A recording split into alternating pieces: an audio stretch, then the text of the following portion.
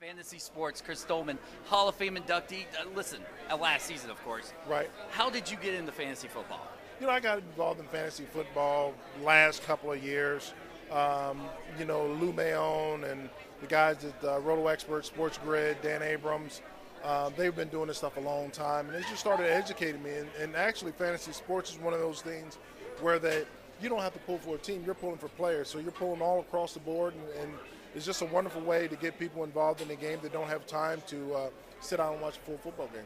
Who are some of the guys that you are touting this year? Who are your sleepers, guys that you're high on? I like Calvin Johnson, and he was my first-round pick. We have, who else we got on there? I think our quarterback was Drew Brees, like Jimmy Graham. We have him. A lot of guys that are playmakers, and just a situation where I feel that we're going to have a good year this year. All right, and last question, I know you got to get going. What is some of your draft day advice for some of the guys out there? Staying cool under pressure, what are you looking for?